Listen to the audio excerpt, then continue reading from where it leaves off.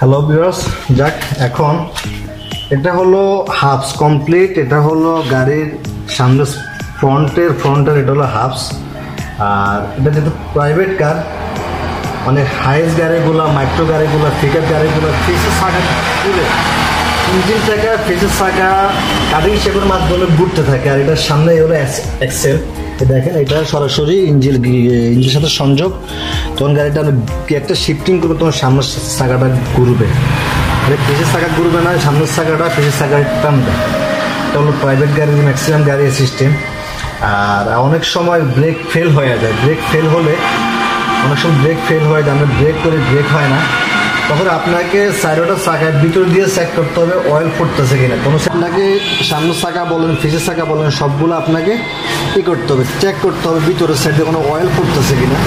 এবং কি এটা হলো ডিস্ক ব্রেক। ডিস্ক ব্রেকটা এখানে হয়। আপনি যখন ডিস্কের সামনের ফ্রন্টে আপনি যখন ব্রেক করেন, ডিস্ক ব্রেক হয় সামনের ডিস্ক। অনেক গাড়ির চারো চাকার ডিস্ক ব্রেক হয়, অনেক গাড়ির সামনে দুইটা চাকার ডিস্ক ব্রেক হয়। তো ডিস্ক ব্রেকে ব্রেক প্যাড থাকে, ব্রেক প্যাডগুলো কোথায় থাকে আপনারা কিছুদিন পর ব্রেক প্যাডগুলো খুলে নিজেরা ওয়াশ করে দিতে পারেন। দেখেন এখানে যে বল্টুগুলো আছে, বল্টুগুলো এভাবে হাতে নিজে লুজ দিতে পারেন। হ্যাঁ, এটা হলো চাকাটা খুলতে হবে আগে। চাকাটা খুলে হ্যাঁ এখানে বল্টুগুলো আছে, বল্টুগুলো দিয়ে আপনার ডিস্ক ব্রেক শুটার প্যাডটা আপনাকে এক্সট্রা করতে পারবেন।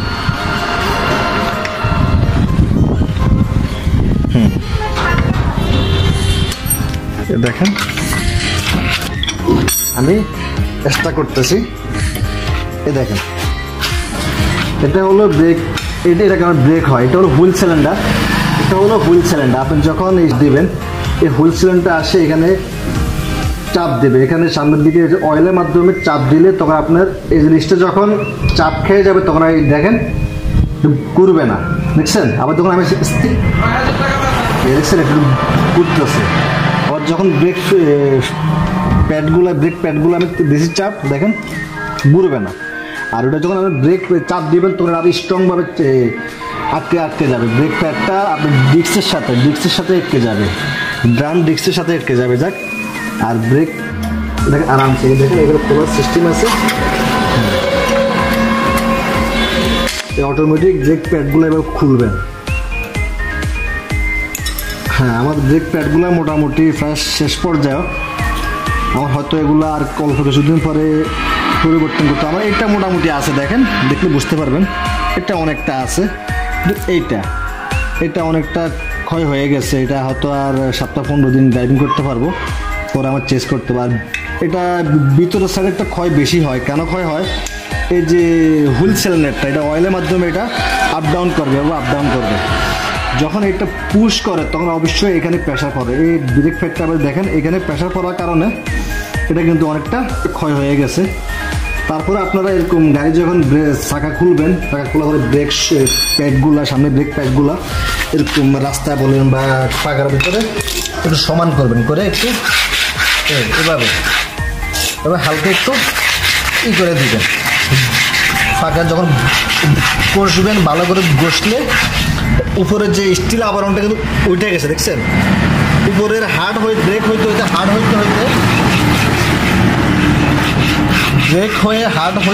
আপনার উপরের যে স্টিল একটা আবরণ থাকে এটা উঠে গেছে।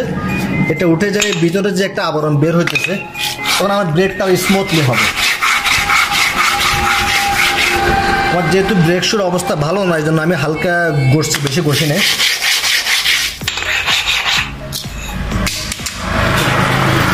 দেখেন এখন মোটামুটি এই দেখেন এখান থেকে কিন্তু আগের আবরণটা আছে। আগের যে হার্ড ব্রেক শু যখন ব্রেক প্যাড যখন হার্ড হয়ে যায় তখন এটা স্টিল আবরণের মতো হয়ে যায়। এখন যখন আমি এটা ফাঁকার মধ্যে করছি, ঘষলাম, তখন এটা মোটামুটি ভিতরের যে আবরণটা আছে এটা এসে গেছে। এখন আমার ব্রেক শুটা যখন আমি ফিটিং করব তখন আমার মোটামুটি এখন ব্রেকটা অনেকটা স্মুথলি হবে। আর এখন যেহেতু আমার এই সাইডটা ক্ষয় হয়ে গেছে, এই সাইডটা ভিতরে ছিল, এখন আমি এটাকে সামনে দেব। এটাকে আমি সামনে দেবো, এই জন্য দেবো যেহেতু প্রেশার কম পড়ে। এটা আগে ছিল এখানে, এখন এখান থেকে উঠে আনে আমি এটাকে সামনে দেব। একই ব্রেক শু। যাক বন্ধুরা, যেটা বলছিলাম ব্রেক যখন আপনি করবেন, স্টিয়ারিংয়ে বসে যখন আপনি ব্রেক করবেন তখন হুইল সিলিন্ডারের মাধ্যমে ব্রেকটা হয়। আর ব্রেকটা হওয়ার কারণে আপনি ভিতরে যে ব্রেক প্যাডটা থাকবে এই প্যাডটা একটু ক্ষয় বেশি হয়। দেখেন এই প্যাডটা এখানে অনেকটা ক্ষয় হয়ে গেছে, এখান থেকে মোটামুটি ওকে আছে, এখান থেকে অনেকটা ক্ষয় হয়ে গেছে। আর দেখেন এটা হলো সামনের সাইডটা মোটামুটি ওকে আছে, দেখছেন সামনের সাইডের যে পেস্টিংটা অনেকটা ভালো আছে। তো যেটা আমি এখন এটা খুলছি,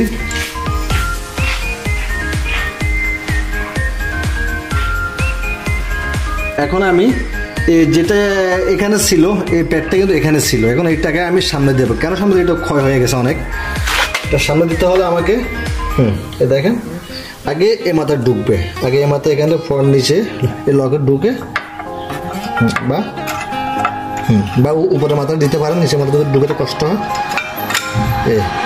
অটোমেটিক এটা ঢুকে গেছে। দেখেন এখানে যে ভিতরের অংশটা আমি আগে এভাবে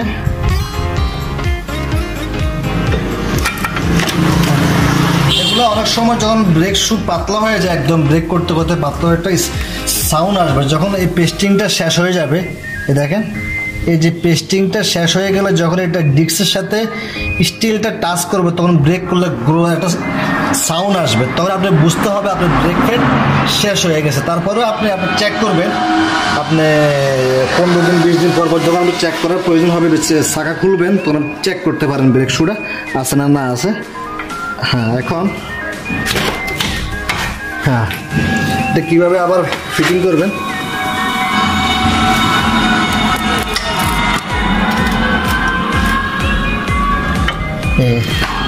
বল্টুটা ব্রেক প্যাড যেটা খুলছি আমরা, এটা আমরা ফিটিং করতেছি। এই যে বল্টুটা আছে, বল্টুটা আমরা এখানে ফিটিং করতেছি। উপরে একটা বল্টু আছে,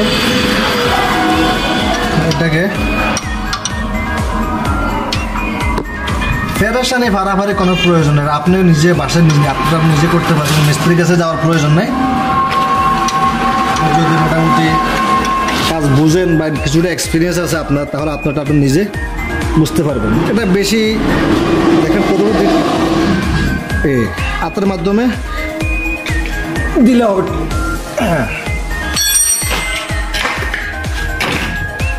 এখন যা তুমি স্টিয়ারিংটা সোজা করো, যাও স্ট্যান্ডটা সোজা, তো স্ট্যান্ডটা বাঁকা আছে হালকা, স্ট্যান্ডটা দেখেন সোজা করটা আরামসে কাট। ও স্টপ। হ্যাঁ, আর এখানে কিছু অ্যাক্সেসরিজ যন্ত্র আছে। এটা হলো স্টিয়ারিং বক্স, এটা হলো স্টিয়ারিং, ভিতরেরটা হলো স্টিয়ারিং বক্স। যখন আপনি স্টিয়ারিং কাটেন, স্টিয়ারিং যখন কাটবেন তখন এই টাই রডের মাধ্যমে আপনার স্টিয়ারিংটা আপনাকে ডান বাম মুভমেন্ট করবে। এই স্টিয়ারিং বক্সের থেকে কানেকশানটা এটা আসছে, টাই রড নিকেল জন বলি যেটাই বলি আমরা, এটার মাধ্যমে আমার স্টিয়ারিংটা ডান বাম আপ ডাউন করবে। যাক, আর এটা হলো সকেট জাবার, এটা হলো সকেট জাবার, বাংলা ভাষা বলে আমরা স্প্রিং বলি। এটা হলো সামনের চাকার সকেট জাবার, এটার দ্বারা গাড়িটা মূলত স্প্রিং হয় বা গাড়িটা গর্তে পড়ে, যে একটা জাম্পিং হয়, এটার দ্বারা স্প্রিং হয়, গাড়িটা গর্তে পড়ে তখন গাড়ি স্প্রিং করে। আর এটা হলো হ্যাঙ্গার, এটা এই যে অংশটা দেখতেছেন এটা হলো হ্যাঙ্গার, নিচে খেলবে তখন হ্যাঙ্গারটাও আপ ডাউন করবে। যাক, আর এখানে ইঞ্জিল দেখতে পারতেছেন, ম্যানিফুলি যেটাকে বলি ম্যানিফুলি, এটা হলো ইঞ্জিল ম্যানিফুলি। এখান থেকে এটা হলো ইঞ্জিলের পুরো ইঞ্জিল ফ্যান বেলগুলো এখানে সেটিং থাকে। আর ইঞ্জিলের অপশনটা অন্যদিন শেখাবো। আর এটা তো হলো দেখছেন কীভাবে আমরা খুললাম এতক্ষণ করে ব্রেক, এটা খুলে আমরা কীভাবে ব্রেক প্যাডগুলো চেঞ্জ করছি। আর যখন আপনার গাড়িটায় ব্রেক সমস্যা দেখা দেবে, ব্রেক হইতেছে না, ব্রেকের অয়েল দেখবেন আপনি সাইডের চাকার মধ্যে এরকম দেখবেন, এরকম দেখেন, এরকম ব্রেক অয়েল আসার জন্য দেখছেন। হ্যাঁ, এটার দ্বারা ব্রেক অয়েলটা আসে মাস্টার সিলিন্ডার যেটা ইঞ্জিনের উপরে থাকে, ওই মাস্টার সিলিন্ডার থেকে ব্রেক অয়েলে এসে এই দেখেন এখান দিয়ে ভিতরে ঢুকে পরে যে হুইল সিলিন্ডার যেটাকে বলছি আমি হুইল সিলিন্ডার, ওই হুইল সিলিন্ডারের মাধ্যমে ব্রেকটা হয়।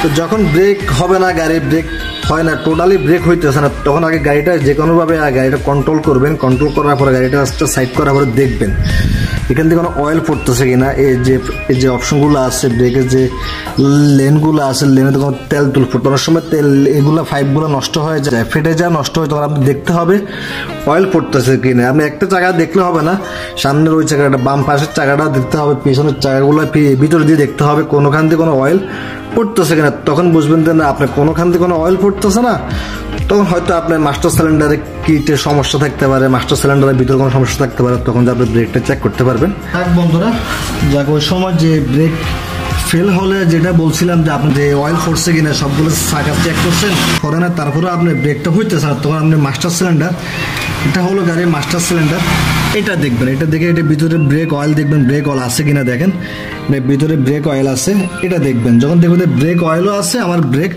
হইতেছে না, বুঝবেন যে আপনার এখানে এটা ভিতরে একটা কিছু অপশনাল অপশন, এটা খুলতে হবে টোটালি মাস্টার সিলিন্ডার খুলে, ভিতরে বাকেট আছে, বাকেটগুলো চেঞ্জ করা লাগে, কিটগুলো চেঞ্জ করা লাগে। এখন আপনি এখানে যখন কিটগুলো চেঞ্জ করবেন তখন হয়তো আপনার ব্রেকটা অ্যাকুরেট হয়ে যাবে। অনেক সময় হাওয়ার প্রেসারে যে ব্রেকটা ওঠে না, বুস্টার ব্রেক বুস্টার বলে এটা, আমরা ব্রেক বুস্টারটা এই জন্য ইউজ করি। দেখেন যখন গাড়ি স্টার্ট হলে এখানে বাটারফ্লাই থেকে হাওয়া সঞ্চালন হয়, এখান থেকে হাওয়া সঞ্চালন এটা দিয়ে লেনটা দিয়ে বুস্টারে যায়। যখন ব্রেকটা করবেন তখন বুস্টারে হাওয়াটা কম্প্রেসার হয়, বুস্টারে হাওয়াটা কম্প্রেসারের মধ্যে ব্রেকটা আরেকটু হার্ড হয়। আপনি যখন গাড়িটা স্টার্ট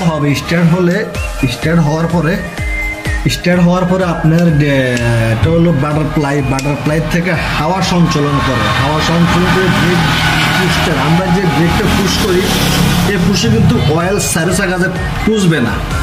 যখন আপনার এই পুশে ব্রেক সাইডের চাকাতে অয়েল পুষবে না, এই জন্য হাওয়াটা সঞ্চালন করে ব্রেক যে কালো যে এটা দেখতেছেন এটার ভিতরে হাওয়াটা কম্প্রেসার তৈরি করে। যখন আমরা ব্রেকটা পুশ করি তখন ওই হাওয়াটা সহ কম্প্রেসার তৈরি করে ব্রেকটা হয়, তখন আমার অয়েলটা সাইডের চাকায় প্রেসার ভাবে যায়, হাওয়াটা সঞ্চালন এখানে হবে, তখন অয়েলটাও আমাদের ব্রেকের সাথে সাথে অয়েলটা একটু স্পিড বাড়বে চারোটা চাকার জন্য যাওয়ার জন্য। যখন আপনি এখানে হাওয়া মিস করে যে বুস্টারটা আছে, বুস্টারে কোনো সমস্যা হবে তখন আপনি হয়তো ব্রেকটা স্ট্রং হবে না। যখন আপনার বুস্টারে কোনো সমস্যা থাকবে, আপনার সব কিছু ওকে, মাস্টার সিলিন্ডারে ওকে, চারো চাকা, ব্রেকের যে পাইপগুলো আছে, অপশনগুলো আছে ব্রেকের সবগুলো সব সাইড ওকে, কোথাও আপনি কোনো সমস্যা খুঁজে পাচ্ছেন না, তারপরে ব্রেক হইতেছে না, এরপরে ব্রেক হইতেছে, তো আপনাকে এটা চেক দিতে হবে, এটা আছে বুস্টারটা চেক দিতে হবে আপনাকে। বুস্টার চেক দিলে আপনি বুঝতে পারবেন আমার ব্রেকের হাওয়ার কন্ট্রোলটা অ্যাকুরেট আছে কিনা। যাক, আর আজকে এ পর্যন্তই, আল্লাহ হাফেজ, সবাই সাবধানে গাড়ি ড্রাইভিং করুন, আসসালামু আলাইকুম।